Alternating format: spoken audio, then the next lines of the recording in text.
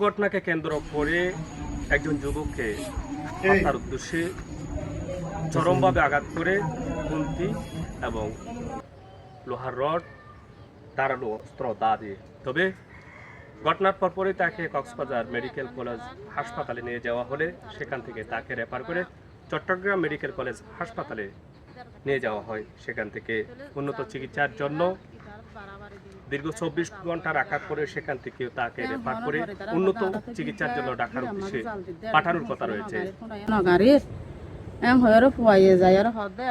জাল দিদারা হন কিছু নগরী এম হয়ে তো মায়া হদে ফুয়ারে মায়া হদে ফুয়াইয়ে মারে হদে হদে গিয়া অন্যায় গজন ফল অনেক হন্ডিকা করে জাল দিয়ে নাইকা চাইতে যাই এম হয়ে ফুয়া চাইতে আসে আর এটা কিছু হদে দেখা জাল দর বলে হয়ে রে ফুয়ারে দৌড়িয়ে ফেলাল হদি বাইয়ে আয়ের গুয়া দেওয়া কানলে বেন বড় গুয়া দেওয়া কানলে আয়ের খুব মাইজে খুব যখন মাইজে আরোগ্য বাইয়ে আয়ের লোয়ার রট লইয়ের মারে ঠান্ডা আছে তার হাতত আয়ের ধুনি বাইয়ে বাইর যাই তারে ফেলাইছি এর দূর মাঝে আরা আসি মাঝে আয়ের আল্লাহ ফুয়াতে মারি ফেলাই হয়ে আরা দরা ধরি করি ফুয়া হাসপাতাল নিয়ে যাই বলে ব্যবস্থা করছি তো এতে ফুয়ালে গিয়ে গই মাইজে দল লয় রট লয় লোয়ার হন্ডালি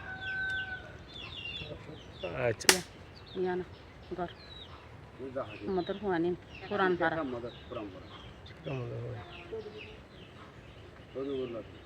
বিশ্বাস চাই এই মাগরে যে আর ফুয়ান সোয়ান ধরে এঙ্গরে লোয়ার রট লই দল তার আইয় তাইরে অনত্তর পরে দিনত মাঝে একখান জালর গিরা দিয়ে দিয়ে আনলা তারা হনকি ওরে নডাকি ওরে যে আর ফুয়ান সোয়ান এঙ্গরে বাজ্যা মারি ফেলে আর আইয়ানোর একখান বিশ্বাস চাই ঘটনা প্রথম আর নছিলাম ঘটনা কোনো পরে আসি তাই সাইড দে আর বাইনারে লগিয়ে গই কক্সবাজার চিকিৎসা দিকে লগিয়ে গই এর পরে শেষে যাই এটা দৌড়া দৌড়ি দেখি মানুষ টানুষ নাই তো ইয়ার আর কি করছো ইয়ার আরো দুঃখ সরকার করে দিয়ে একখান গুহা দেওয়া বলে আর গুহা বলে লল লট আর কম বলা ঠান্ডা 5 জন বাজে দোয়া পুরুষ হওয়া 3 মাইয়া হওয়া যা ফোনের মাধ্যমে জানি মারা যাবে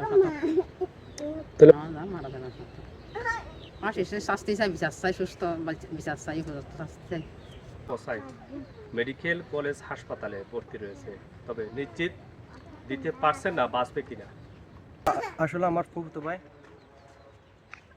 যে আমরা প্রথমে জানতাম না এটা, যখন জানলাম আমরা তো তখন হচ্ছে আমার ফুফুতো ভাই মারা গেছে। ঠিক এভাবে আমরা মারা যাওয়ার 1 ঘন্টা পর জানলাম তাকে নাকি তখন কক্সবাজার নিয়ে যাওয়া হয়েছে। তো এটা হচ্ছে তার একটা ঘটনার মূল অপরাধ যে তার মা নাকি এখানে আপনার এই জাল ছোটো ছোটো এই জালগুলো দিছে, তার জন্য নাকি মারা হয়েছে। মূলত তারা মারছে 5 জন, তারপরে হচ্ছে আপনার সেখানে হচ্ছে 3 জন মেয়ে বা 2 জন হচ্ছে পুরুষ। তো ওরা নাকি পালাতক এখন। তো আমি চাই এদের সবার একটা সুস্থ বিচার চাই। আচ্ছা, শেখ আহমেদের ছেলে আর ওই পুত্র বউ সব হচ্ছে এরা কি যদি এটা যদি সুস্থ যদি বিচার যদি আমরা না পাই, মাত্র আপনার হচ্ছে মোট হচ্ছে ওরা 5 জন, 3 জন হচ্ছে মেয়ে আর 2 জন হচ্ছে ওরা ছেলে। ওকে আসলে মারা গেছে নাকি মারা যাওয়ার না, উনি এখনো মারা যায় না, কিন্তু 99% উনি মারা যাওয়ার পথে আছে। যদি ডাক্তার বলছে যে এখন বর্তমানে আপনার যদি বাঁচলেও 1% ওঠা।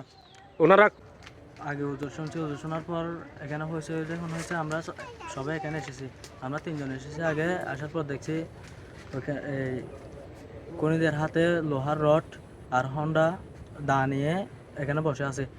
তারপর আমরা দেখতেছি রক্ত নিয়ে আমার চাচাতো ভাই ইমন, আমরা ওনাকে হাসপাতালে নেওয়ার জন্য নিয়ে গেছি। এখানে কি হয়েছে সেটা কিন্তু জানতে পারি না। কয়জন মারছে শুনছো? এই 3 জন, ওরা 3 জন মহিলা আর 2 জন পুরুষ। 1 নম্বর আসামি হচ্ছে হেলাল, তারপর ওনার ভাই। আচ্ছা, ওনার আঘাতের কি অবস্থা? ওনার কি আঘাত কেমন হয়েছে? ওনার আঘাত কিন্তু হয়তো উনি নাকি মারা যেতে পারে। মারা যেতে পারে। তো আমরা তো শুনলাম মারা গেছে, কি এই ঘটনা কি সত্য কিনা? সেটা সত্য কিনা এখন কোথায় আছে? এখন উনি হাসপাতালে আছে। কোথায়? চট্টগ্রামে। ধন্যবাদ।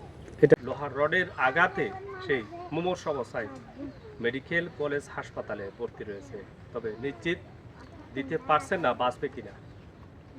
পরবর্তী প্রতিবেদনের সাথে থাকুন। সাথে আছে আমি জুবাইরুল ইসলাম জুয়েল, সীমান্তের টেকটাপের বাহারছড়া থেকে।